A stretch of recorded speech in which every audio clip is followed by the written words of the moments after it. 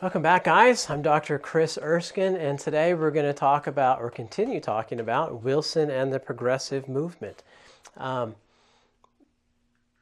some of the other things that take place during Wilson's presidency. And the first one of those is, in addition to the ones we've talked about in the previous lesson, but the first one is World War I. Now, World War I, you know, because China was in World War I.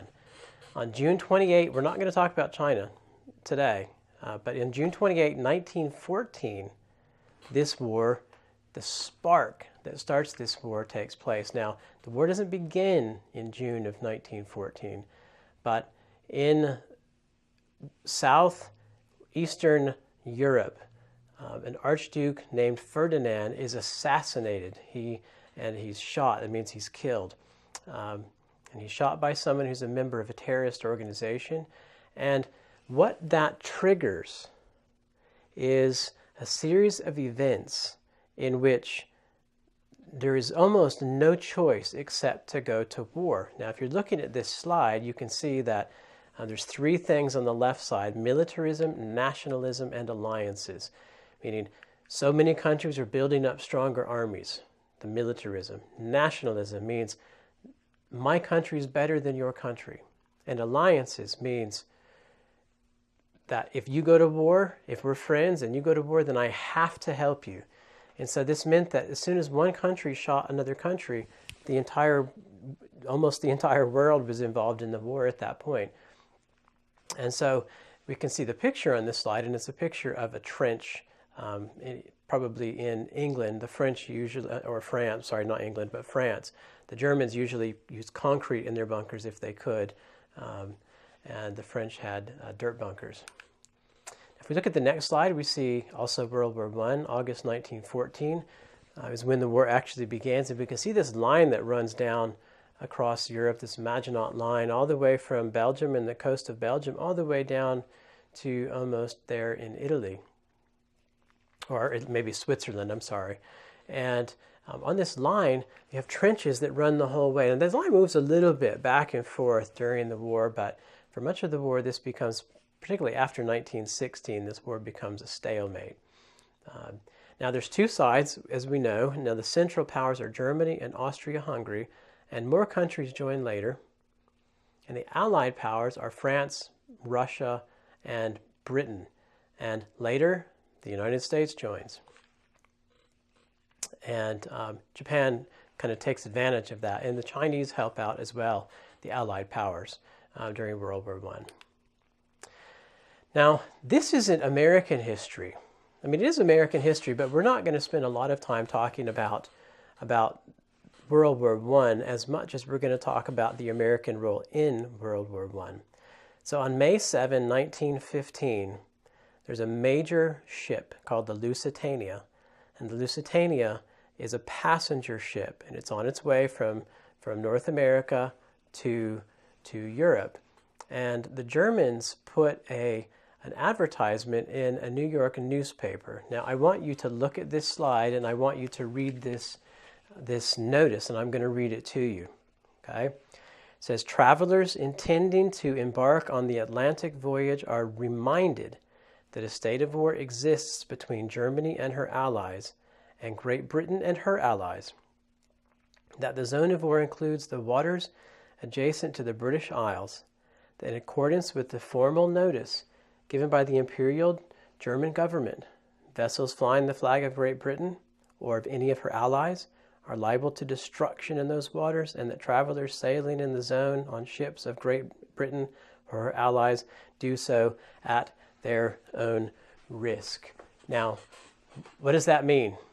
Well, that means, in a sense, it means the only thing that it means is that the Germans are saying, if you fly on a ship that is controlled, that flies the British flag or the flag of a British ally, we're going to sink that ship. Don't sail on that ship. And they put this advertisement, the German government put this advertisement in American newspapers. They did not want the United States to get involved in the war. The United States is not involved in this war until 1917. But on 1915, the Lusitania is sunk and Americans are on board. Now Wilson responds, look at the next slide. Wilson responds to this. And on May 1915, the sinking of the Lusitania, and he uses words of restraint, but he demands that Germany end unrestricted submarine warfare, and he demands that they pay us back for any property and the families of people that were lost, that drowned.